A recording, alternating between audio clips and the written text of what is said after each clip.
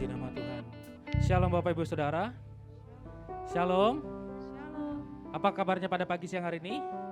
Luar biasa. Seberapapun kita yang ada pada saat ini, kita tetap akan masuk dalam hadirat Tuhan. Biarlah Tuhan yang memberkati kita semua. Mari kita bersatu di dalam doa. Bapak, kami ucap syukur dan terima kasih Tuhan buat kasih setiamu Tuhan. Di pada pagi hari ini Tuhan, kami kembali Tuhan masuk dalam pelataran-Mu Tuhan, dalam ibadah kami yang kedua. Kiranya Engkau menyucikan dan melayakkan kami Tuhan, agar kami layak masuk dalam pelataran-Mu Tuhan. Dan biarlah Roh-Mu memenuhi setiap kami Tuhan, agar setiap pujian dan penyembahan yang kami naikkan dapat menjadi dupa yang harum di hadapan-Mu. Kami serahkan ibadah ini Tuhan, dari awal, pertengahan hingga akhir hanya ke dalam tangan-Mu. Biar Roh-Mu saja yang memenuhi setiap kami. Engkau turut beracara dalam ibadah kami ini Tuhan. Bahkan jemaat-jemaat yang ada di rumah Tuhan, yang saat ini belum bisa bergabung bersama kami di tempat ini, apabila mereka mengalami sakit penyakit Tuhan, Engkau yang akan menyembuhkan Tuhan.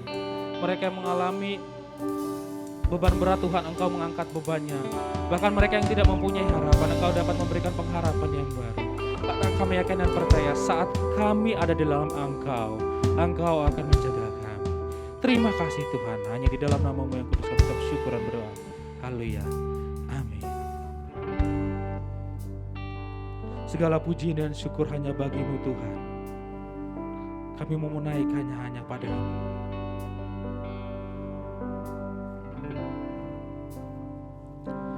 Kau Tuhan yang selamatkanku.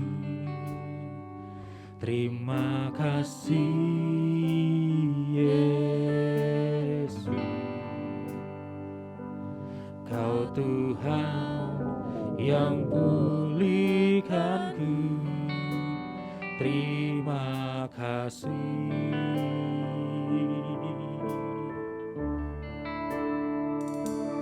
Kau Tuhan yang sembuhkanku. Terima kasih Yesus. Kau Tuhan memberkatiku. Terima kasih. Segala pujian dan syukur hanya bagi-Mu Yesus. Dengan apakah ku balas kasih-Mu? Segala hormat kemuliaan hanya layak bagi-Mu. Ku sembah Yesus seumur hidup. Kita berikan tepuk tangan yang meriah bagi Tuhan kita. Kau Tuhan yang selamatkanku. Terima kasih Yesus. Kau Tuhan yang pulihkanku. Terima kasih. Dengan tangan-Mu yang menyembuhkan kami Tuhan. Kau Tuhan yang sembuhkanku.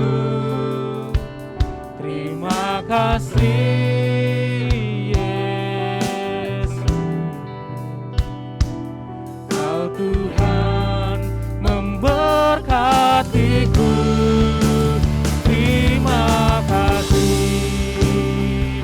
Oh, segala pujian dan syukur hanya bagi-Mu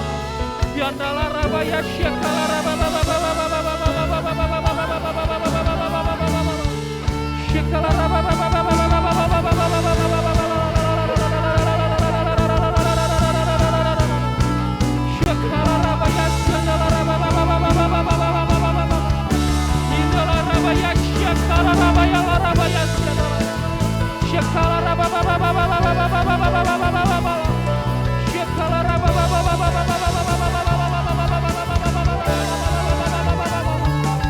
Shakarabaya shikarabaya larabaya. Yandalarabaya sandalarabaya. Sebab hanya Engkau yang layak kami sembah Tuhan. Tiada nama lain selain nama-Mu.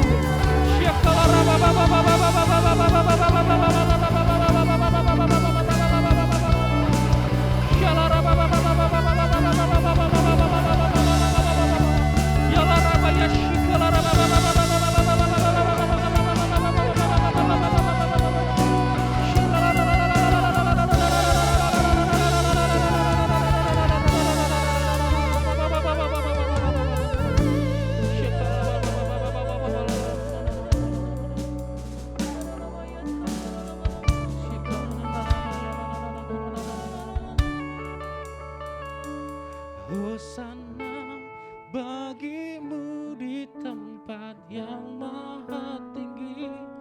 Hosana bagimu Yesus di tata maha kudus. Ku memuji-Mu selalu, ku sembah Kau selamanya. Sungguh Yesus ku cinta padamu. Katakan bersama. Hosana bagimu di tempat yang maha tinggi.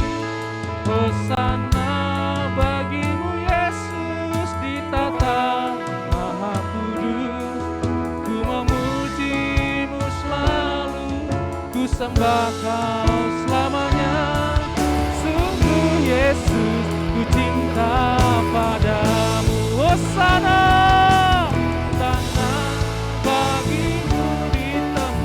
yang maha tinggi. Hosana bagimu Yesus di tata maha kudus. Ku memuji-Mu selalu, ku sembah Kau selamanya. Sungguh Yesus ku cinta padamu. Sungguh Yesus ku cinta padamu.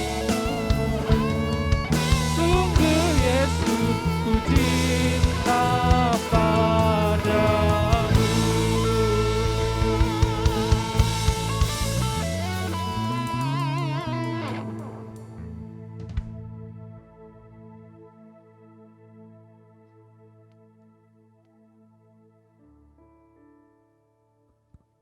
Orang yang duduk dalam lindungan yang maha tinggi dan bermalam dalam naungan yang maha kuasa akan berkata kepada Tuhan, tempat perlindunganku dan kubu pertahananku, Allahku yang kupercayai.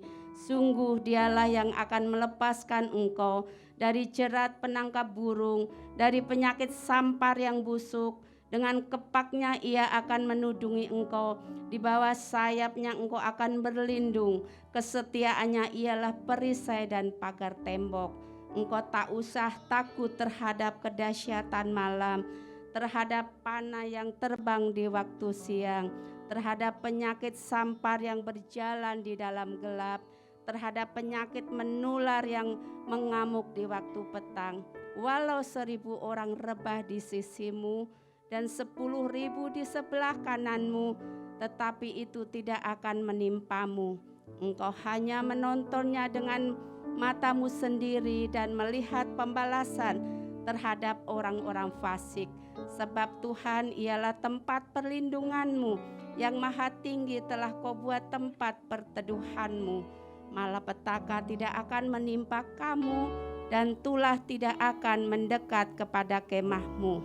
Sebab malaikat-malaikatnya akan diperintahkannya kepadamu untuk menjaga engkau di segala jalanmu. Mereka akan menatang engkau di atas tangannya, supaya kakimu jangan terantuk kepada batu. Singa dan ular tedung akan kau langkahi. Engkau akan menginjak anak singa dan ular naga. Sungguh hatinya melekat kepadaku, maka aku akan meluputkannya. Aku akan membentenginya, sebab ia mengenal namaku. Bila ia berseru kepadaku, aku akan menjawab. Aku akan menyertai dia dalam kesesakan.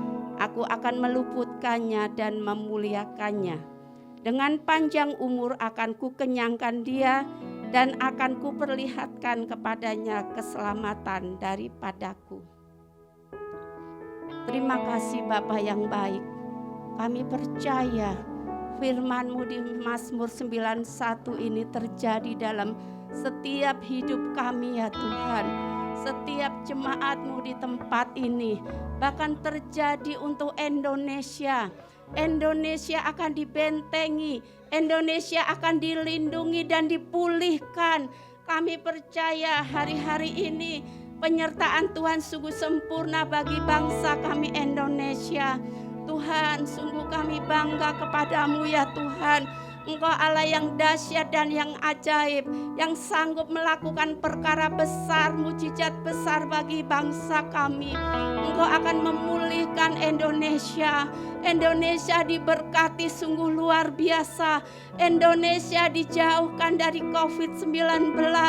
Indonesia dijauhkan dari resesi ekonomi. Kami percaya ya Tuhan bahwa Engkau melindungi, Engkau memberikan rasa aman di bangsa ini ya Bapa. Indonesia adalah Indonesia yang merdeka, Indonesia yang makmur, Indonesia yang senantiasa ada di dalam genggamannya Tuhan. Tuhan akan mencurahkan roh-Nya atas Indonesia, akan memulihkan Indonesia, akan menyembuhkan Indonesia. Kalau hari-hari ini Indonesia mengalami banyak sekali masalah, bahkan ada di setiap padang gurun, kami percaya Tuhan akan ubahkan menjadi taman buah-buahan. Tuhan akan memberkati Indonesia lebih lagi berkali lipat ganda. Kami berdoa untuk gembala kami Tuhan, gembala pembina, gembala rayon, juga gembala atas tempat ini Bapak Rudi Siregar. Tuhan, penyertaan-Mu sungguh sempurna bagi gembala kami. Limpahkan gembala kami Tuhan dengan berkat sukacita, kesehatan yang luar biasa, kekuatan imun yang kuat ya Tuhan. Kami percaya penyertaan Tuhan sungguh sempurna bagi gembala-gembala kami. Berkati setiap keluarga mereka masing-masing Tuhan. Terima kasih, kami juga berdoa untuk setiap umat-Mu yang dengan setia datang ke tempat ini untuk beribadah, memuji dan memuliakan nama Tuhan. Berkati setiap aspek kehidupan mereka ya Tuhan. Bahkan yang di rumah-rumah, di ruang isolasi sekalipun, Engkau memberkati dan menyembuhkan setiap mereka ya Bapa. Kami percaya bahwa penyertaan Tuhan sempurna bagi setiap umat-Mu. Tuhan, kami berdoa juga untuk jiwa-jiwa yang baru boleh Tuhan datangkan ke tempat ini lebih lagi. Jiwa-jiwa yang lama Tuhan boleh tarik kembali. Boleh kami bersama-sama memuji, memuliakan nama Tuhan. Berkati setiap jiwa-jiwa yang datang ya Tuhan. Berkati setiap pelayanan kami semua, baik online dan onsite setiap ibadah kami. Berkati tempat ini Tuhan. Biarkanlah tempat ini menjadi saluran berkat-Mu bagi bangsa-bangsa, bagi warga di tempat ini Tuhan, kiri kanan yang mencari-cari wajah-Nya Tuhan. Tuhan, kalau sebentar kami juga akan menerima firman-Mu. Kami percaya Tuhan, Kau berkati setiap kami. Berikan setiap kami ya Tuhan tanah hati yang subur, ketika firman-Mu ditabur di tempat ini boleh bertumbuh dengan baik dan berakar dengan kokoh. Mari saudara kita berdoa, kita mengangkat tangan kita memberkati Bapak Pendeta Henry Cahyadi. Kami percaya berkat Tuhan melimpah-limpah turun atas hamba-Mu di tempat ini. Penyertaan Tuhan sungguh sempurna. Engkau diberkati di tempat ini, di setiap pelayanannya. Berkati setiap rumah tangganya. Berikan kesehatan, kekuatan imun yang kuat untuk hamba-Mu ini ya Bapa. Agar setiap firman yang ditabur di tempat ini boleh merema dalam kehidupan kami masing-masing.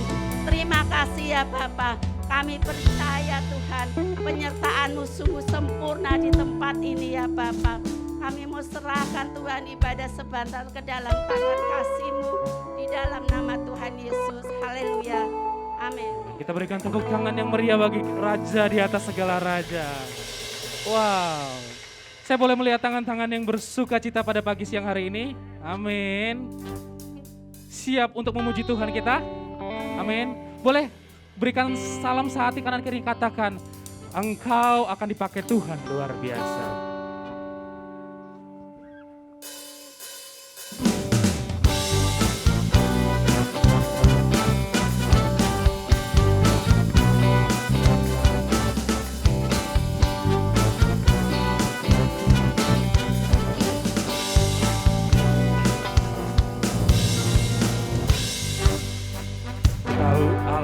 Turut bekerja di dalam segala perkara untuk mendatangkan kebaikan bagi yang mengasihi Dia. Saat lewati gunung dan lembah, takkan takut bahaya. Penyertaan-Nya ku rasakan di sepanjang jalan hidupku. Sebab Dia baik, ku angkat tangan memuji Dia. Sebab Dia baik, untuk selamanya kasih setianya. Puji Yesus, sebab Dia baik. Suarakan haleluya.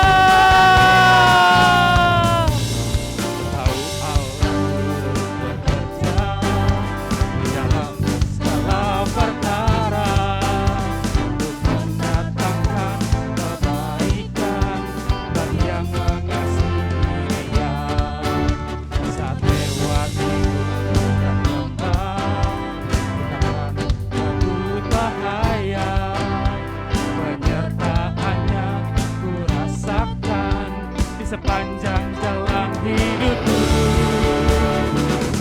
sebab Dia baik, ku angkat tangan memuji Dia. Sebab Dia baik, selamanya kasih setianya.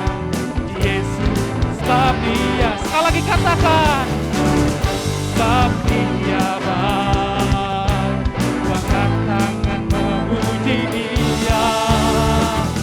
Sebab Dia baik, selamanya kasih setianya. Yesus, sebab Dia baik, sebab Dia baik, ku angkat tangan memuji Dia. Sebab Dia baik, untuk selamanya kasih setianya. Yesus, sebab Dia baik, untuk selamanya kasih setianya. Yesus, sebab Dia baik. Saudara, kebaikan Tuhan tidak pernah berakhir dalam hidup kita, amin.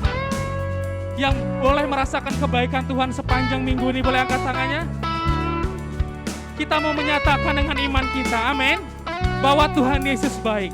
Kita ada di tempat ini dalam keadaan sehat karena Tuhan Yesus baik, amin. Boleh angkat kedua tangannya, angkat jempolnya ke atas. Kita mau katakan, sebab Dia baik, ku angkat tangan memuji Dia. Sebab Dia baik, untuk selamanya kasih setianya. Puji Yesus, sebab Dia, sekali lagi katakan, sebab Dia baik, ku angkat tangan memuji Dia. Sebab Dia baik, untuk selamanya kasih setianya. Puji Yesus, sebab Dia baik. Lebih lagi katakan, sebab Dia baik, ku angkat tangan memuji Dia. Sebab Dia baik, untuk selamanya kasih setianya. Puji Yesus, sebab Dia baik, untuk selamanya kasih setia. katakan untuk selamanya kasih setianya Yesus pemiaman. Berikan sorak-sorak, katakan haleluya. Amin. Dia sungguh baik, amin. Boleh bersama saya angkat kedua tangannya sekali lagi, kita mau katakan dia sungguh baik, dia sangat baik, Yesus dia baik bagiku. Dia sungguh baik, dia sangat baik, Yesus dia baik. Boleh melompat bagi Tuhan, katakan dia sungguh baik, dia sungguh baik, dia sangat baik, Yesus dia baik bagiku. Dia sungguh baik, dia sangat baik, Yesus dia baik. He is so good to you, katakan He is so good to you, He is so good to you, Jesus, He's so good to you, and He is so good to you, He is so good to you, Jesus, He's so good to you, and Jesus, He's so good to you, and Jesus, He's so good to you, He's so good to me, He's so good to you and me, He's so good to you and me. Wow, dahsyat, amin. Sebelum duduk, kasih salam sehati kanan kirinya, katakan dia sangat baik buat saya. Saya persilakan jemaat untuk duduk kembali. Sebentar kita akan mendengarkan Voice of Pentecost.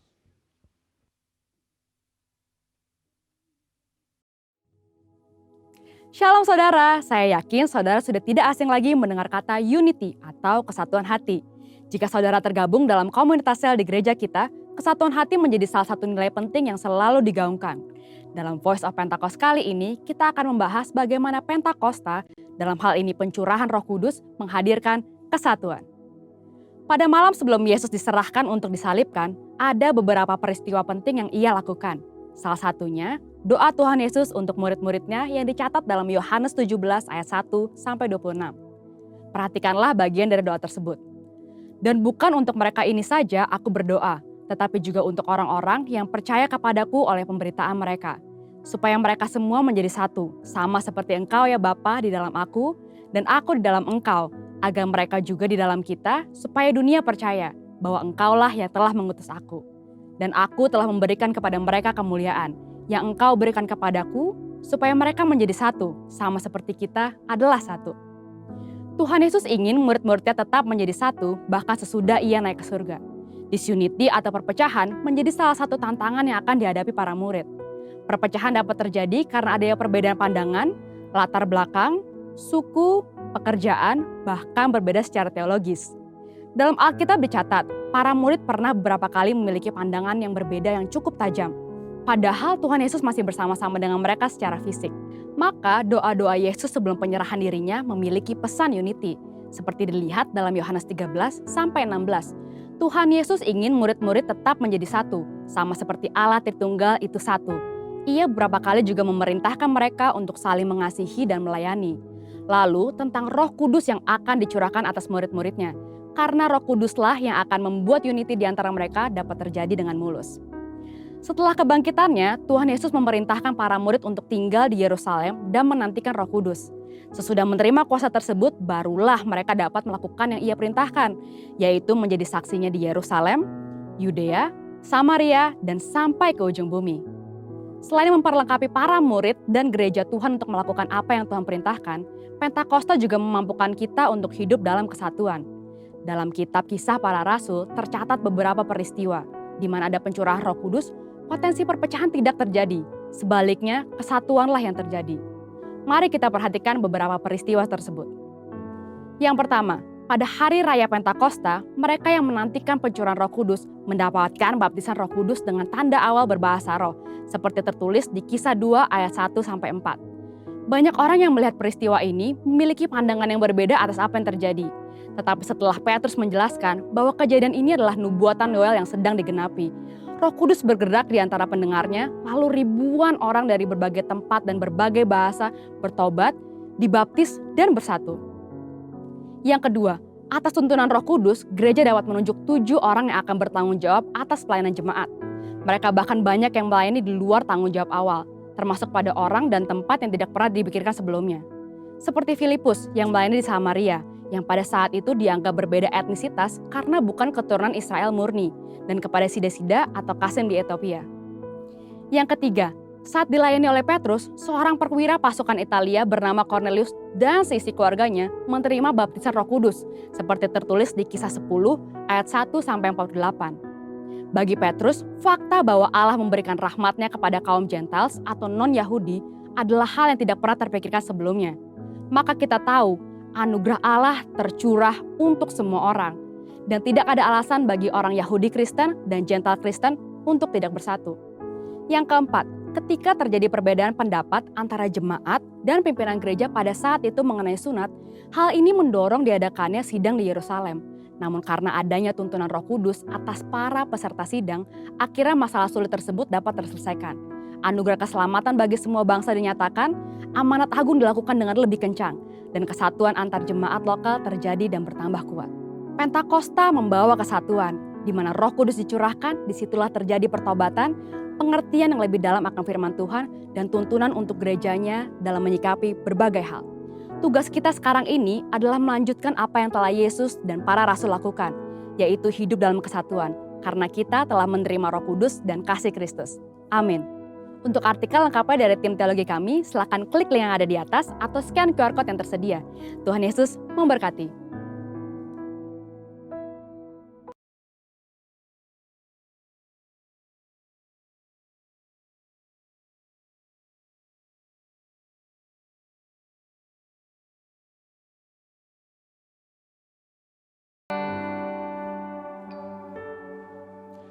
Yesus, Kau sungguh baik. Yesus, namamu indah. Yesus, ku cinta Kau selalu. Ku tinggikan, ku agungkan selamanya.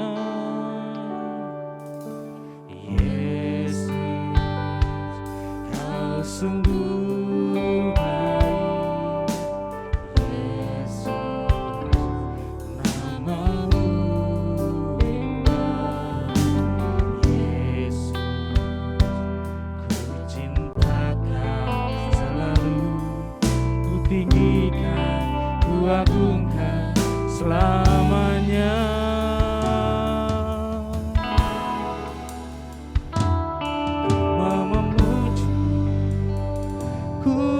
Selalu pujimu, ku mau menyembahmu, ku selalu sembahmu. Kau yang layak terima semua pujian, kemuliaan hanya bagi Tuhan. Sama-sama katakan,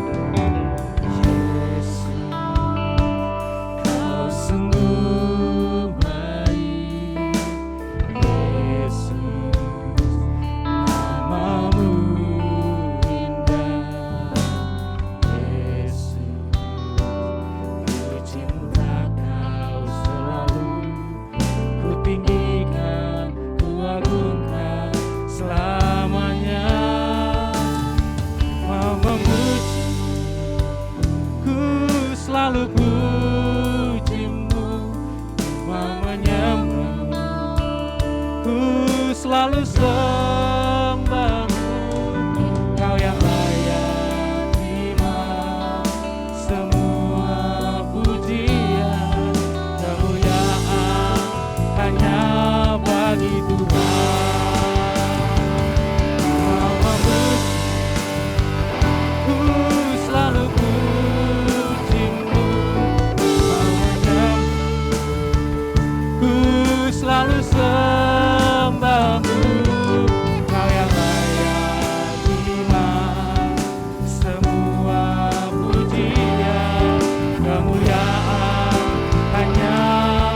Mari kita ambil waktu sejenak sembah Dia. Sikala raba baba baba baba. Kami mau menyembah-Mu Tuhan. Kami mau memuji-Mu di tempat kudus-Mu. Hanya Engkau yang layak kami tinggikan Tuhan. Sikala raba ya la raba baba baba baba baba baba.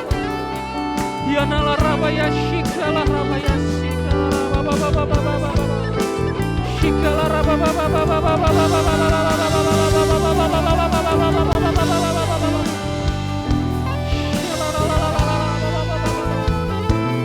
Kami merasakan kebaikan-Mu Tuhan. Tiada terbatas kebaikan-Mu dalam setiap hidup kami. Dan untuk itu kami mau menyatakan Tuhan dengan segenap hati. Mari Bapak Ibu Saudara kita sama-sama bangkit berdiri. Angkat kedua tanganmu di hadapan Tuhan.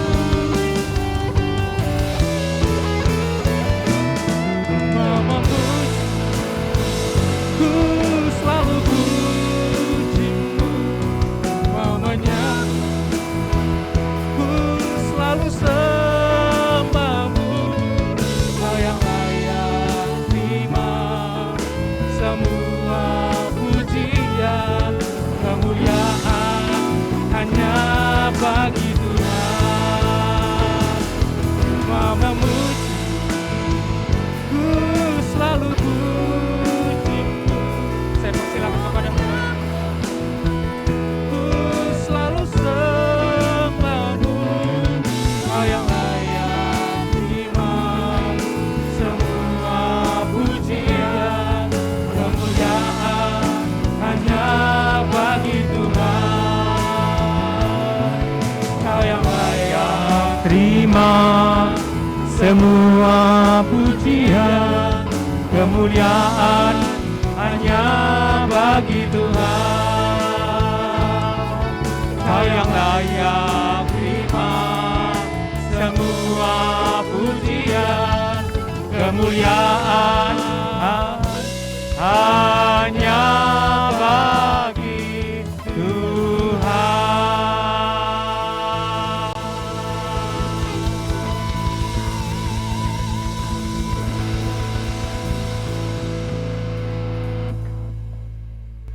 Kami bersyukur ya Bapa. Hari ini kami dapat beribadah di tempat ini bersama-sama memuji, memuliakan, mengagungkan nama-Mu. Terima kasih untuk anugerah-Mu Tuhan. Hari ini kami berkumpul bersama-sama saudara seiman kami di dalam kasih anugerah Tuhan. Kesehatan yang Tuhan berikan buat kami semua, perlindungan Tuhan yang sempurna, pemeliharaan Tuhan yang sempurna. Terima kasih ya Bapa. Kami percaya Tuhan Kau selalu berjalan di depan kami Tuhan. Dan biar kami selalu dengar-dengaran dengan Engkau Tuhan. Mari ya Bapa, saat ini waktunya ya Tuhan, pakai hamba-Mu ini untuk menyatakan apa yang Tuhan ingin sampaikan Tuhan. Pakai lidah bibir hamba-Mu Tuhan. Dan sembunyikan hamba-Mu di balik salib-Mu Tuhan. Biar Engkau saja yang ditinggikan, dimuliakan, dan hikmat marifat Allah yang disampaikan atas kami semua. Terpuji nama-Mu biar Roh Kudus yang akan menggantikan hamba-Mu. Engkau bermanifestasi saat ini. Engkau sendiri yang berkata-kata melalui hamba-Mu ini. Terpuji nama-Mu, kami mau duduk diam sebagai murid Tuhan. Hanya di dalam nama Tuhan Yesus Kristus. Haleluya. Mari yang siap mendengarkan firman sama-sama kita katakan amin. Shalom Bapak Ibu Saudara yang dikasih Tuhan, silahkan duduk dulu. Puji Tuhan, terima kasih. Terima kasih untuk undangannya. Lalu yang pertama, terima kasih Pak. Saya mohon izin untuk membuka masker. Karena di dekat saya sudah tidak ada, sudah memenuhi social distancing-nya ya. Ya. Puji Tuhan, hari ini kalau diberi judul ya, untuk penyampaian firman ini adalah awareness for health, ya, tepat dengan mungkin tidak terlambat ya. Saat-saat ini memang kesehatan itu begitu penting dan itu adalah anugerah Tuhan yang luar biasa. Saya percaya kalau saya dan Bapak Ibu ada di tempat ini, itu adalah orang-orang yang menerima anugerah Tuhan, yaitu kesehatan. Itu anugerah. Kalau kita tidak memilikinya, kita tidak ada di tempat ini. Banyak orang yang masih ada di rumah, banyak mungkin yang yang beberapa waktu yang lalu sudah tidak ada bersama kita. Tapi kita ini adalah orang-orang yang diberkati Tuhan dengan karunia itu. Dan ketahuilah bahwa Tuhan kita, Allah kita, itu sangat concern dengan yang namanya kesehatan. Sangat concern. Bahkan waktu di peristiwa pertama di Taman Eden, ya, ada satu perintah, ketentuan, ketetapan yang Tuhan berikan kepada Adam waktu itu, Adam dan Hawa, yaitu kamu boleh makan semua buah di taman ini. Ya, semua pohon-pohon yang berbiji, buahnya kamu boleh makan. Tetapi ada satu yang dilarang. Itu ada ketentuan Tuhan, mana yang tidak boleh. Ya, jadi bukan lalu semuanya dibebaskan, tapi Tuhan selalu memberikan arahan atau tuntunan yang jelas dari sejak awal. Bahkan firman Tuhan yang hari-hari ini sangat familiar dengan kita adalah apa? Hati yang gembira adalah obat yang manjur, dan semangat yang patah mengeringkan tulang. Ini juga berbicara tentang kesehatan. Hati yang gembira, obat yang manjur. Ya. Lalu juga banyak ayat Alkitab yang mendasari tentang kesehatan. Ketika Yohanes berada di tengah-tengah yang murid-muridnya, dia juga berkata, saudaraku yang kekasih, aku berdoa supaya engkau baik-baik dan sehat-sehat saja dalam segala sesuatu, sama seperti jiwamu baik-baik saja. Saya berdoa dari tempat ini, sebelum di tempat ini juga, biarlah Tuhan, umat Tuhan di tempat ini juga diberikan kasih karunia kesehatan yang sempurna. Bahkan disempurnakan semakin hari. Demikian pula kekasih-kekasih Tuhan, saudara-saudara seiman kita yang mengikut Tuhan diberikan yang sama. Tadi waktu kita baca Mazmur, bukan kebetulan hari-hari ini kita sering membaca Mazmur setiap minggu setidaknya satu kali ketika kita beribadah di Mazmur 91 ayat yang ke-8 tadi, jangan takut ya. Kita enggak perlu takut, kita perlu berhati-hati ya, tapi takut no ya. Ketakutan itu bukan dari Tuhan ya. Hati-hati ya bagian kita, tapi hati-hati yang seperti apa? Hati-hatinya bukan karena ketakutan, bukan. Hati-hatinya karena kita menjaga ya, bukan karena takut lalu kita hati-hati. Banyak orang yang hari-hari ini hati-hati karena ketakutan ya. Saya mendapatkan tidak demikian, yang seharusnya kita hati-hati tapi bukan karena ketakutan ya. Janganlah hendaknya kamu khawatir tentang apapun juga, tetapi nyatakanlah segala hal keinginanmu kepada Allah dalam doa dan permohonan dengan ucapan syukur. Nah, ini penting, ucapan syukur. Apapun yang terjadi hari-hari ini, apapun yang Tuhan izinkan peristiwanya, situasinya, kondisinya menekan kita, tetap kita ucapkan syukur. Itu kekuatan ucapan syukur itu. Ketika mungkin kalau saya ini kan ya ada usaha juga ya Pak ya, ada usaha saya karena situasi ini ya turun juga lah ya, seperti, tapi saya tetap mengucap syukur, Tuhan terima kasih, tapi Tuhan masih pelihara ya. Waktu sulit yang pernah kita alami begitu menekan kita, tapi Tuhan terima kasih Engkau memberikan penghiburan dan kekuatan. Hari ini ingin saya sampaikan tentang awareness for health ya. Hari-hari ini memang kita mau tidak mau dan suka tidak suka kita harus mulai aware dengan kesehatan ya. Ini adalah kesempatan yang Tuhan berikan. Mumpung waktunya hari-hari ini, sejak 2 tahun yang lalu ada satu virus baru yang buat sebagian orang sangat menakutkan. Tapi mari kita melihat ini dari sisi yang positifnya, bukan dari sisi yang negatifnya. Kalau yang negatifnya yaitu hati-hati karena ketakutan.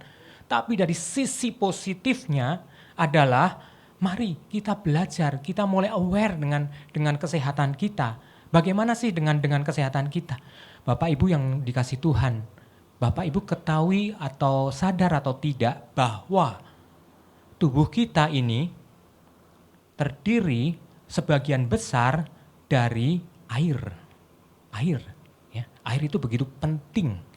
Air itu cair, ya. Air itu begitu penting. Oleh sebab itu perhatikan air dalam diri kita. Paling mudah nih. Kayak tadi saya mohon izin ke belakang ya. Saya juga lihat kan. Maaf, air seni saya warnanya apa? Kalau itu jernih ya, it's okay ya. Tapi kalau umpama nih air seni saya kuning, saya mesti cek apa nih? Apa yang terjadi satu hari sebelum atau bahkan kalau kuning terus ya beberapa waktu ini. Tapi kalau itu jernih dan sedikit kekuningan masih oke. Berarti asupan air kita cukup memenuhi. Hati-hati kalau kita lebih kebanyakan orang itu lebih suka makan, ngemil daripada minum. Padahal air itu penting. Air itu penting. Selain air juga banyak hal ya seperti hari-hari ini waktu 2 tahun ini kan kita seharusnya cukup untuk tidur ya. Kita bekerja juga lebih walaupun wajib ya, tapi kita mungkin waktu di luar kerja kita lebih banyak di rumah. Artinya kalau dulu kita bisa main, kita bisa pergi, sekarang kita lebih banyak di rumah kan. Artinya apa? Ada waktu yang Tuhan sediakan beberapa waktu ini untuk merestorasi waktu istirahat kita, karena itu penting.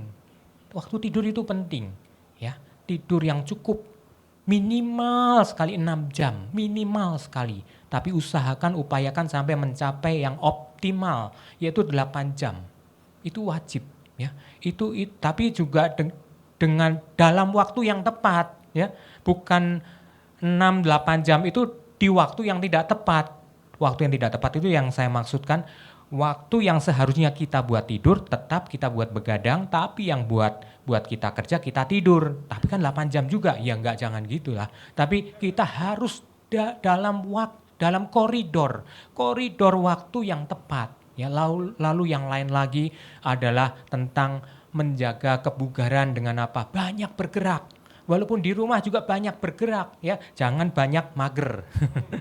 Kalau anak-anak sekarang banyak yang mager karena terikat dengan gadget ya. Tapi jangan. Saatnya banyak waktu di rumah kita lakukan aktivitas fisik ya. Entah itu kalau ada alat olahraga statis ya kita olahraga, ataupun setidaknya kita mulai ambil bagian-bagian kita untuk rumah kita masing-masing ya, membersihkan rumah. Kalau dulu kita nggak sempat, kita banyak percayakan ke siapa, saatnya lah waktu ini kita bersih-bersih, waktu ini kita beres-beres supaya apa? Supaya jangan biarkan tubuh jasmani kita ini diam. Karena banyak bergerak itu adalah sebuah cara untuk sehat. Tapi yang hari ini, pagi ini saya mau titik beratkan adalah tentang makan, pola makan. Karena paling mempengaruhi dari kesehatan kita ternyata adalah apa yang masuk dalam mulut kita. Itu tanpa kita sadari, tanpa kita ketahui, atau itu sudah terjadi dengan sendirinya karena kita sudah terbiasa. Tapi hari-hari ini adalah momen, adalah waktunya. Walaupun ini pandemi udah masuk ke tahun kedua, tapi kalau saya hubungkan, ada paradigma baru untuk kesehatan kita. Ada paradigma baru untuk pola hidup kita. Ketika dunia sedang dibawa pada slowdown, ya, itulah waktunya kita untuk memperbaiki segala kekurangan-kekurangan, segala hal yang kita abai di waktu-waktu yang lalu. Inilah waktunya. Salah satu contoh ya, Bapak Ibu ketahui kalau kita ini GBI di bawah Gatot Subroto, setahun itu berapa kali kira-kira kita disuruh ikut doa puasa, yang 40 hari, yang 30 hari, yang 21 hari, kira-kira 1 tahun itu berapa kali himbauan, seruan itu? Minimal 2 kali kan? Minimal. waktu pergantian tahun, menjelang Natal, atau kadang nanti waktu mendampingi saudara sepupu kita berpuasa ya, kita ikut. Dan ada lagi. Ada minimal dua kali, 2 kesempatan kita dihimbau, kita diserukan untuk mengambil bagian dalam puasa. Dulu kira-kira waktu awal-awal puasa itu saya menggerutu. Kok kita puasa sih? Ya kan dulu udah lama. Tapi sejak kira-kira 2015-an saya melakukan itu dengan satu pemahaman. Ya, dengan satu maaf ya. Saya dengan satu pemahaman yang lebih positif. Makanya segala sesuatu harus dilihat dari sisi positifnya. Kenapa puasa? Ya, kenapa puasa? Kalau kita belum tahu, hari ini saya mau beritahukan. Ya, puasa itu secara rohani yang dihimbau oleh gembala kita maupun oleh hamba-hamba Tuhan, kita merendahkan diri, kita bertelut berdoa, meninggikan Dia, berfokus hanya kepada Dia, hadiratnya, itu dari sisi rohani. Ya, kita sudah sering dengar ya Pak ya, kita sudah sering membahasnya. Tapi ada satu lagi dari sisi jasmani, karena tadi juga dikatakan supaya engkau baik keadaanmu dalam semua keadaan, ya, baik jasmani maupun rohani.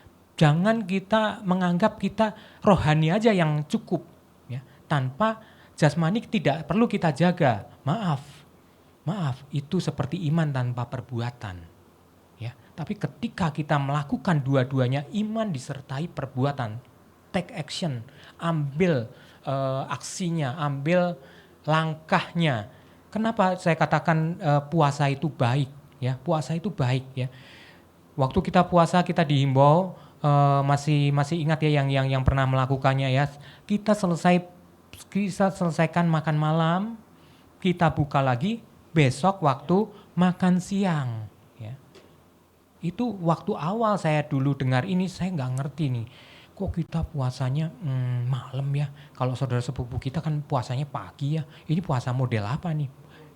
Nggak terucap sih. Tapi dalam otak saya itu waktu-waktu awal ya, waktu-waktu tahun masih 2010-an, waktu masih awal-awal itu, sampai akhirnya ya kita lakukan. Karena kalau umpama kami sebagai pelayan Tuhan kan kadang dicek, ditanya sama pimpinan ya, ikut puasa enggak, ikut puasa Daniel enggak, ya kita. Tapi sejak sekitar tahun 2015-an saya makin paham dan hari-hari ini semakin paham.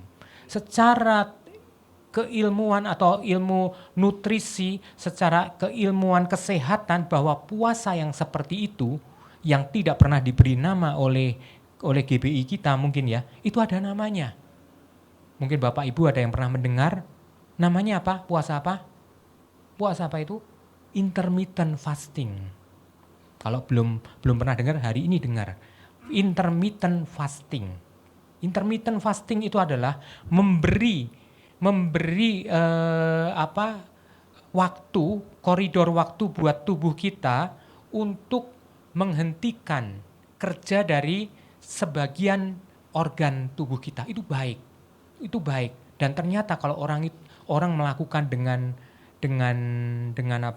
benar, ya, waktu kita melakukan puasa yang dihimbau oleh gembala kita dengan cara yang benar, lalu kita melakukannya dengan hati yang benar, kita akan mengambil manfaatnya, pasti. Saya jamin pasti. Ya, ketika kita berhenti makan malam jam 8, lalu buka lagi jam 12, itu ada berapa jam kita berpuasa? 16 ya, 16. Itu kalau kita melakukan selama sekitar 30-40 hari itu baik. Dengan konsisten, jangan bolong-bolong ya, itu baik. Akan ada perubahan. Pasti. Saya katakan pasti, ya. Karena apa? Ketika tubuh kita diistirahatkan dari kerja kerasnya, ya, dari kerja organ-organ ini diistirahatkan, apalagi waktu 16 itu kebanyakan 7-8 jam kita dalam posisi tidur kan. Jadi kita yang benar-benar menekan keinginan itu hanya setengahnya lagi, ya kan? Yang lainnya kan tidur kebanyakan. Nah, intermittent fasting itu ketika organ tubuh kita istirahatkan, kalau di istilah kesehatannya terjadilah istilah yang namanya autopagi. Mungkin ini hal baru, autopagi. Autopagi itu apa? Auto itu apa? Self. Auto itu sendiri. Pagi itu apa? Pagi itu tentang kesehatan ya, menyehatkan. Jadi tubuh itu bisa menyehatkan diri sendiri ketika kita mengistirahatkan ya. Dan itu dilakukan secara konsisten. Dan saya mau menyaksikan ini, saya melakukan itu setiap hari. Setiap hari. Mungkin adalah hari-hari tertentu yang kadang terlewat atau saya nggak lakukan, tapi sebagian besar saya lakukan hingga hari ini dengan pemahaman yang sudah Tuhan berikan bahwa memang benar waktu kita melakukan itu. Ini yang simpel dulu ya. Ini yang simpel yang semua orang, semua saudara-saudara seiman di tempat ini bisa melakukannya ya, yaitu intermittent fasting 16 jam dan 8 jam kita boleh melakukan makan ya kan, tapi bukan lalu balas dendam. Dulu di pengertian lama kalau puasanya udah panjang berarti balas dendamnya juga lebih ini ya, lebih exciting. Enggak. 16-8. Kalau umpama mau diturunkan sedikit untuk awal 14-10, itu minimal 14-10. Tapi capailah 16-8. Tapi kalau ada yang lebih ekstrim lagi seperti Om Deddy itu bisa 18-6 atau 24. Saya nggak menganjurkan yang ekstrim. Saya hanya membagikan yang secara ilmu kesehatan ada jurnalnya bahwa 16-8 itu yang terbaik untuk intermittent fasting ya, 16-8. Kalau untuk pemula mau coba dulu 14-10 itu minimal, syarat minimal. 14-10 itu mudah sebetulnya ya. Kalau kita punya kebiasaan makan nih tadinya jam nggak teratur, jam 9 malam bisa, jam 8 malam, cobalah ditekan sampai kita makan tuh jam 6 atau jam 7 sore. Lalu habis itu kita jangan makan sampai besok minimal jam 10, minimal. Ini kalau buat yang pemula ya, tapi kalau setelah itu kita mentokin sampai jam 12 jam makan siang kita. Itu supaya dapat 16-8, tapi setidaknya 14-10. Saat kita mengistirahatkan organ-organ kita itu, terjadilah autopagi, artinya tubuh merestorasi. Tidak bisa hari sekali kita lakukan langsung besok-besok sembuh terus, ya enggak, sehat terus, enggak. Kita lakukan secara rutin dan itu akan menjadi pola hidup yang baru, pola makan kita yang baru, dan itu otomatis Anda akan mendapatkan kesehatan. Paling tidak memperbaiki kesehatan. Yang kedua, dapat bonus lagi, tidak lagi sulit untuk menjaga keseimbangan berat kita. Itu otomatis, itu bonusnya itu. Tapi yang dapat pasti kesehatan. Dan saat puasa itu tentu kan di gereja kita pun tidak melarang kalau kita minum air atau minum ya seberat-beratnya ya, jus yang ringan sedikit lah ya kan. Tapi jangan kebanyakan, itu cheating gitu ya. Tapi enggak lah, kita atur aja ya kan. Mungkin mulai kalau kita ikut puasa yang 16-8 itu, yang di jam-jam ke-14 kita mulai minum jus dulu, nggak apa-apa ya. Tapi kalau bisa ya 16 sekalian ya kan. Nah itu bagus. Saya merasakan banyak manfaat. Kalau saya boleh saksikan di dalam hadirat Tuhan sejak tahun 2016-2017 saya hampir tidak pernah ke dokter. Saya nggak pernah. Saya dulu itu sekitar di tahun 2006 sampai 2012-an itu, sekitar 5-6 tahun itu, setahun itu bisa 3-4 kali kena apa? Sakit tenggorokan. Itu paling sering saya. Stres dikit sakit tenggorokan. Tegang dikit, banyak load dikit sakit tenggorokan, ya kan? Paling mudah tuh. Lalu akhirnya apa? Kalau saya nggak tahan mengganggu itu, akhirnya apa? Saya minum antibiotik. Mulai yang ringan sih memang. Ya kan, yang ringan-ringan lah. Tapi kan setahun bisa 3-4 kali minum antibiotik, ya kan. Secara kedokteran atau secara kesehatan dokter, nggak apa-apa Pak. Dokter bilang gitu. Kalau habis Bapak kan membutuhkan, ya kan. Tapi sebetulnya ketika kita minum antibiotik itu memang bisa menekan radang itu. Tapi maaf ya, maaf. Semua obat-obat yang kita minum itu akan menekan hal yang lain. Yaitu apa? Saluran pencernaan kita terganggu. Ketika kita mulai minum antibiotik, ya kan, saluran pencernaan kita terganggu, paling mudah dianalisa atau dilihat adalah apa? Kita ke belakangnya jadi susah, ya. Kadang maaf nih, BAB-nya jadi nggak lancar setelah sekian hari kita minum itu. Ya memang itu efeknya. Itu artinya apa? Di saluran pencernaan kita tuh ada yang terganggu. Itu kayak apa sih namanya? Yang belalai-belalai di usus itu mati, dan itu perlu waktu untuk menyembuhkan, perlu waktu untuk memulihkan. Nah, yang seperti itu kita hindarkan. Sejak saya merubah pola saya tadinya juga merubah nggak langsung, tapi pertama ya dari istri saya yang mulai melakukan. Saya lihat dia konsisten, dan saya lihat dia kok ada perubahan. Saya tadinya juga kamu terlalu ekstrim atau terlalu inilah, ya kan. Tapi ketika seseorang ketika kita berubah dari dari kebiasaan umum, kita selalu dibilang apa? Ekstrim. Kita selalu dipojokkan dengan kata-kata kamu ekstrim, kamu terlalu inilah, berlebihan lah. Tapi ketika kita lakukan itu dengan konsisten, orang itu juga lama-lama capek yang bilang kita ekstrim, ya kan? Kita lakukan dengan ada dasar-dasar kebenarannya tentunya ya, bukan pengertian pemahaman kita sendiri yang tidak bertanggung jawab, tapi semua ada dasarnya. Dan itu benar, waktu saya lakukan itu udah mulai perbaikan. Dan pertama segala sesuatu dilakukan pasti sulit, pasti. Gak ada orang yang merubah kebiasaan, merubah dari A ke B itu merasa mudah, tidak ada. Ya, mengganti makanan kita, jenis makanan kita langsung kita bisa karena kita udah tahu, oh ya katanya makanan yang baik ini. Lalu besok saya akan lakukan seperti itu, ABC bisa langsung. Tidak langsung kadang kita masih ada pertentangan, iya enggak, bener apa enggak, jangan. Lalu yang berikutnya adalah kita kalau kita enggak konsisten, kita berhenti di tengah jalan. Tapi waktu kita menjalankan, ada satu, yang pertama harus kita ketahui dulu, pahami dulu. Kenapa? Memang di acara ini Pak, saya nggak bisa menjelaskan secara detail, mendalam, karena ini bukan seminar. Ini hanya 35-40 menit ya Pak ya.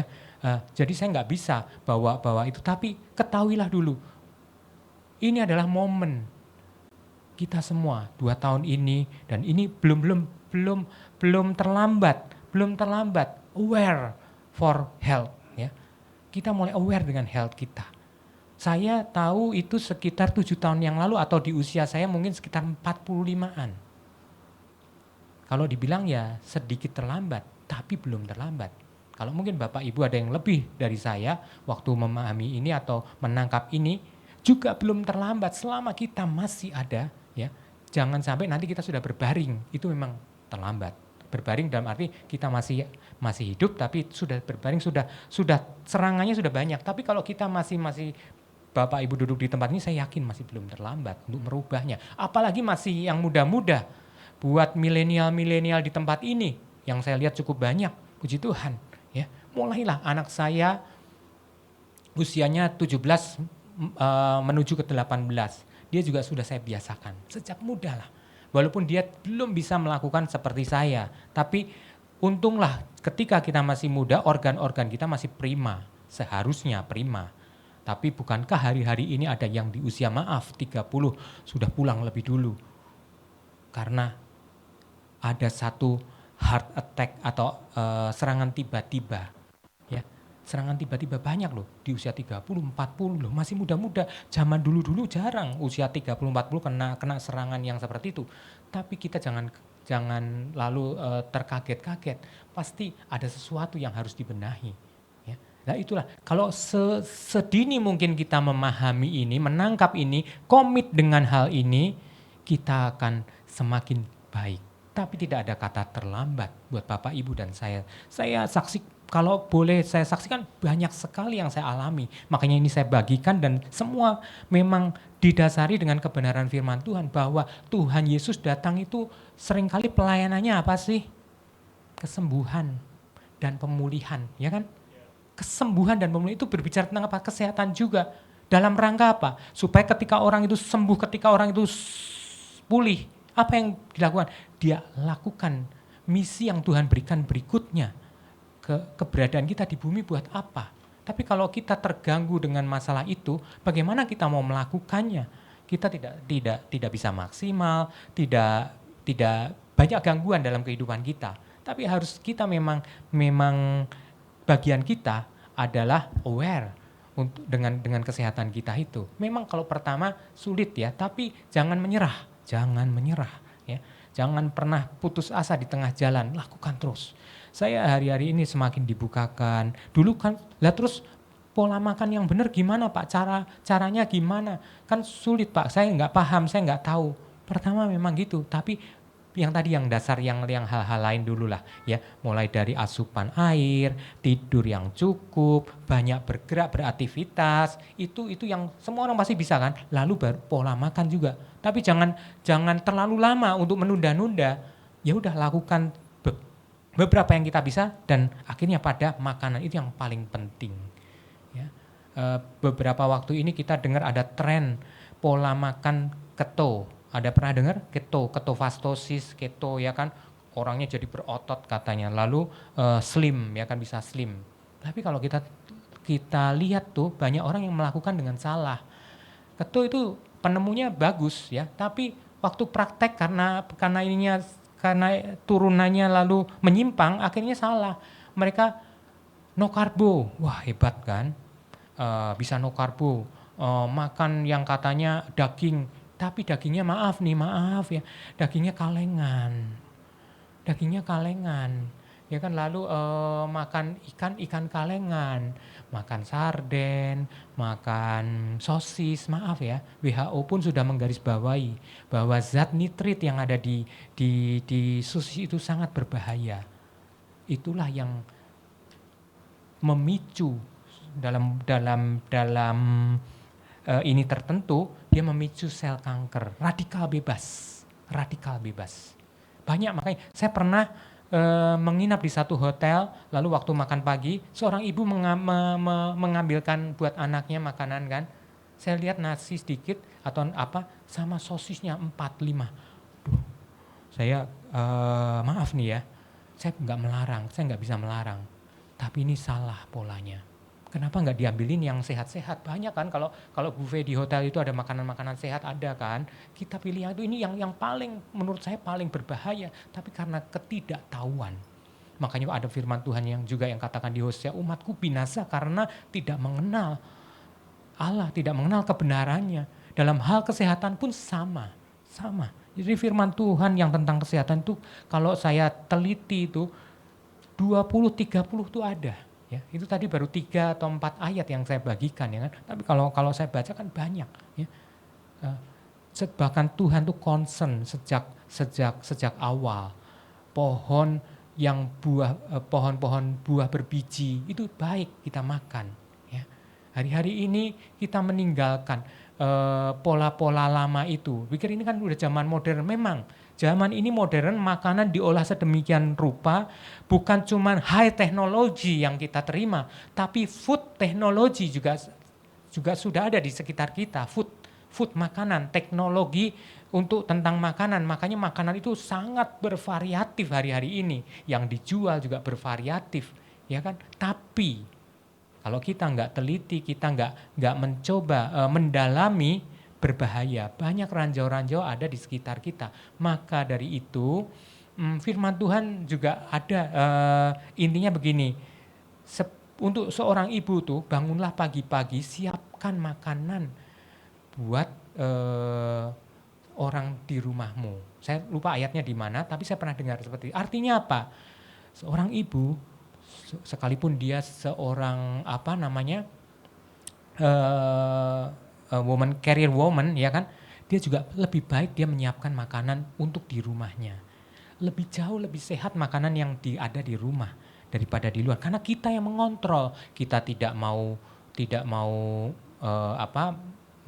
menggunakan zat-zat aditif, zat-zat apa bisa. Kalau di luar tidak ada yang bisa kontrol. Paling kita tanya yang jual, ini pakai micin nggak? Enggak pakai micin. Bagaimana kita tahu? Ini pewarnanya apa? Oh, ini pewarnanya pewarna makanan. Oh, ini apa daun suji asli padahal pewarna bubuk. Kita mana tahu? Maaf. Ini karena ketidakpahaman mereka mencari yang praktis. Hari-hari ini food technology begitu luar biasa. Dulu zaman, kalau saya panggil emak saya atau nenek saya, kalau bikin makanan itu lama. Kayak bikin kue itu kadang pakai proses peragian. Perlu beberapa jam. Sekarang nggak perlu ragi-ragian yang berjam-jam. Langsung aja beli aditif yang menggantikan ragi. Kocok jadi juga kue, malah lebih empuk katanya, lebih menarik, lebih bagus hasilnya. Food technology, ya kan? Kedelai, dulu Indonesia kekurangan kedelai, ya kan? Dulu pertama banyak waktu penduduknya masih sedikit, ya kan? Lalu kita kelangkaan kedelai, lalu ternyata di ujung dunia sana ada negara yang berhasil mengembangkan kedelai, negara barat, terutama Amerika, karena dia memakai food technology, GMO, ya, dirubah genetiknya dirubah. Yang penting apa? Hasilnya cepat, berlimpah, banyak, tidak lagi ada kekurangan kedelai. Kalau bisa beli asal, ya kan, negara-negara itu dia ekspor. Sampailah ke Indonesia. Jadi tempe dan tahu yang kita makan sekarang ini bukan dari kedelai lokal. Maaf, lebih baik kalau kedelai lokal, yang ditanam dengan cara lama, tapi yang sekarang tuh pakai food technology, ya kan, itu GMO. Makanya sekarang orang-orang yang tahu kesehatan sudah mulai bertambah si food industry ini juga menyamarkan, dibilang non GMO. Tapi siapa yang memverifikasi? Kalau ada yang memverifikasi boleh pihak ketiga, ya, tapi kadang hanya mengaku-ngaku, seperti ibu penjual makanan tadi, pakai micin enggak gitu. Nah, itu kita menantang. Makanya yang paling aman adalah yang kita kendalikan, makanan-makanan yang kita kendalikan. Nah, itu yang salah satu contoh, mulai aware lah, ya kan. Kalau secara singkat, secara lebih gampang, contoh-contoh praktis, contoh-contoh yang mudah sehari-hari aja lah saya sampaikan, ya. Ini karena waktunya juga tidak memungkinkan, kalau dibahas itu panjang, seminar bisa 2-3 seri minimal. Yang pertama, apalagi buat, maaf nih bapak-bapak, ibu-ibu yang sudah seusia saya 40 ke atas, saya udah 50 ke atas, ya. Mulai stop gula. Maaf. Itu memang tidak baik. Ya, gula itu tidak baik. Dulu waktu saya kecil, kalau mau olahraga minum teh manis, katanya buat tenaga. Ya, nggak apa-apa. Kalau cuman buat olahraga, ya kan, kita nggak sempat makan apa-apa, karena pengen cepet-cepet langsung bakar itu gula, langsung kita bakar. Itu nggak apa-apa. Tapi jangan olahraganya nggak pagi-pagi ya teh gula, terus kita duduk-duduk ngopi atau duduk-duduk kita baca-baca. Itu kebiasaan itu yang salah kaprah istilahnya. Udah telanjur kita kalau pagi kan. Dulu saya juga, maaf nih ya, dulu waktu anak saya masih SD, saya yang bikinin teh gula buat anak saya. Karena dia mau sekolah, dia belum sempat makan, karena anak-anak kecil tuh kalau makan pagi kan susah. Saya paksa dia makan, ya kan, minimal minum teh gula, teh manis kayak kebiasaan saya dulu, ya kan. Padahal gula itu tidak baik. Maaf, tidak baik, bener. White itu white killer, ya, pembunuh putih, banyak karena gula. Makanya orang Indonesia ini banyak yang kena diabetes. Terbesar penyakit orang Indonesia itu apa? Gula darah paling banyak pasti di antara keluarga kita, keluarga besar kita pasti ada yang kena gula darah. Heran kan, dari mana? Karena dari kebiasaan gula ini. Kalau kita belum paham ini, kita belum bisa skip. Saya tuh orang dulu lahir di Jawa. Dari kecil saya suka manis. Bahkan waktu SMP saya masih ingat, saya suka beli buah yang namanya blewah. Kalau ada yang tahu di sini. Karena mama saya kalau saya mintain kadang nggak dibeli. Saya uang jajan saya, mah besok titip beliin belewah ya. Lalu apa? Saya makan sendiri bisa buat 3-4 kali, saya olah sendiri, saya kasih gula yang manis, kasih es. Itu tiap, kalau lagi musimnya saya paling suka. Itu kebiasaan lama. Makanya waktu kecil saya agak gemuk dikit ya. Gemuknya karena kelebihan gula. Ya. Dan akhirnya setelah saya tahu itu saya skip semua. Badan saya itu lebih enteng, benar, kemana-mana enteng ya kan. Dan beberapa waktu yang lalu yang saya bilang saya sering sakit itu, saya tuh jarang berkeringat loh.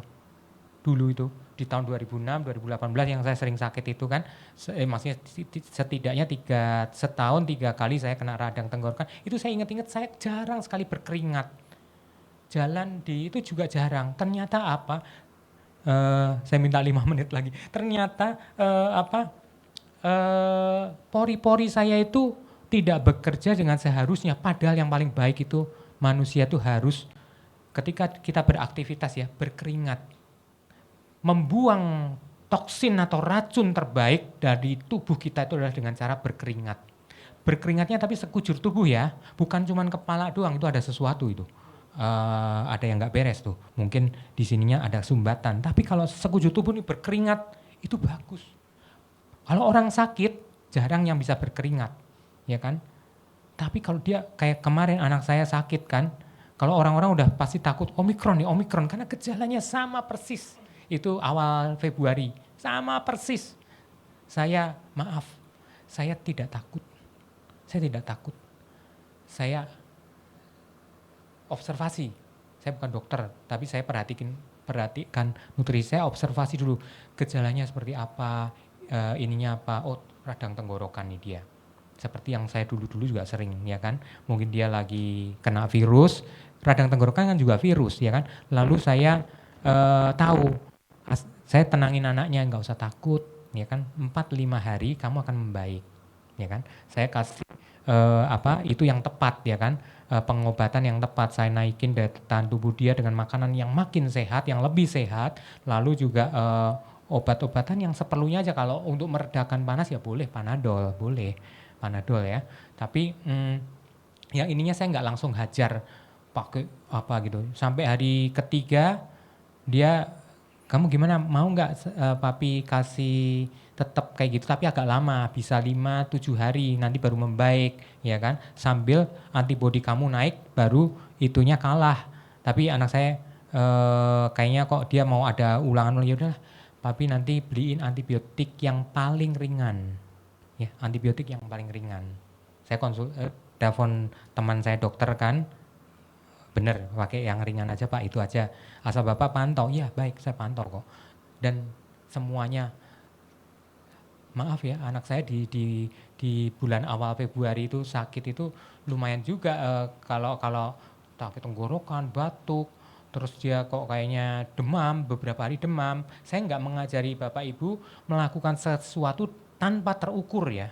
Kalau saya observasi dan saya terukur semuanya, saya pantau sebelumnya, saya pantau saat itu. Waktu itu hanya keluar 2 obat, saya beli di obat batuknya sama obat itunya.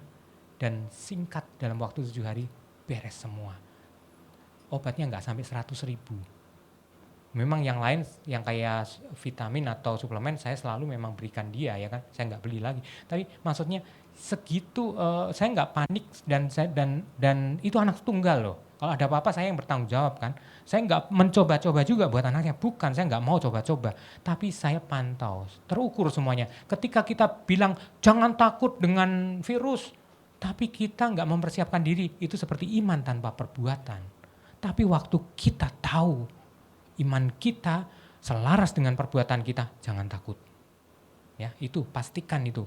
Ketika kita memiliki iman, pastikan juga kita punya perbuatannya, actionnya. Ketika kita nggak takut dengan virus, jangan cuman kata orang-orang tuh yang istilahnya yang abai, oh nggak takut ya kan, tapi dia juga kesehatannya kita nggak melihat ada satu yang terlihat gitu loh, memaintain kesehatannya. Nah itu jangan diikuti yang seperti itu. Tapi ketika lihat perbuatannya dan imannya dan kepercayaannya sama, boleh kita belajar. Dan Puji Tuhan kalau iman, kalau teori kebenaran firman kita sudah dengar dari firman Tuhan setiap minggu ya Pak ya. Tapi kalau yang lain kita juga harus belajar supaya sehat, supaya baik-baik keadaanmu, semuanya baik tubuh, jiwa dan rohmu. Nah itu yang hari-hari ini adalah modal yang paling berharga. Ada sebuah statement atau quotes dari bapak kedokteran zaman dulu sebelum kedokteran itu berkembang, yaitu dari siapa? Aduh jadi lupa. Jadikan makanan sebagai obatmu. Makanan itu jadi obat. Jangan jadikan obat sebagai makananmu. Jangan dibalik ya.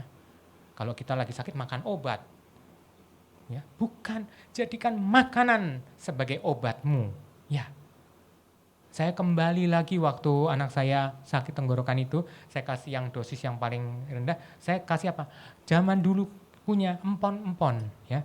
Ada jahe, ada serai, ada apa? Yang digeprek itu apa namanya? Lengkuas. Jahe, serai, lengkuas, ya. Jadi saya rebus tiap hari, ya kan, nggak pakai gula. Tapi waktu mau disuguhkan, saya kasih anak saya kasih sedikit lah. Kalau saya punya stevia di rumah atau kalau nggak pakai sedikit saya pakai gula aren, ya atau madu. Kadang saya ganti aja biar anak saya mau. Oh, sekarang dia suka banget sampai hari ini. Walaupun udah nggak sakit kan nggak apa-apa, itu bagus. Empon itu murah dan nggak ada orang yang di sini yang bilang saya nggak bisa, ya kan? Kalau mungkin Bapak Ibu ada yang nggak bisa beli suplemen yang mahal-mahal, ya. Lihat orang di desa-desa, orang di kota-kota kecil nggak kenal suplemen, nggak kenal. Tapi kenapa mereka bisa hidup sehat? Ya, karena mereka aktivitasnya masih natural. Makan buah juga buah natural, makan sayur juga bumbunya natural. Makan segala sesuatu, ikan juga pengolahannya natural. Beda kan sama orang kota, bumbunya tambah A, B, C, D. Kalau nggak mantep sausnya, ya kan. Lah kita kembalilah. Kalau ada paling enak kan back to basic, back to Bible, kata-kata itu enak, nyaman. Tapi kenyataannya kita melakukan nggak yang kembali ke natural itu? Itu kita harus hari-hari ketika kita sehat Pak. Bu ya, kita punya tubuh yang sehat, kita enak mau beraktivitas apa aja. Dan kita nggak punya rasa takut bukan karena kita sombong, tapi kita sudah melatih tubuh kita sedemikian rupa, ketika kita harus berhadapan dengan pertandingan, kita yakin akan memenangkannya. Bukan untuk disombongkan, tapi tidak terukur, tidak ada ukurannya untuk melihat statement ataupun apa yang disampaikan itu. Tapi ketika kita dan baru pandemi ini, 2 tahun ini Pak, saya tahu bahwa sinar matahari itu baik. Dulu saya nggak terlalu tahu loh. Jujur nih, setelah saya baca memang matahari ini baik. Kenapa dulu saya kalau ada matahari, panas nggak mau ya kan. Sekarang waktu kapan hari saya ke Bintan, Batam panas banget kan. Siang-siang, wah nanti gosong, nggak apa-apa lah. Kita kan nggak tiap hari ya kan, gosong ya gosong. Asal jangan tiap hari juga ya, emang gosong juga.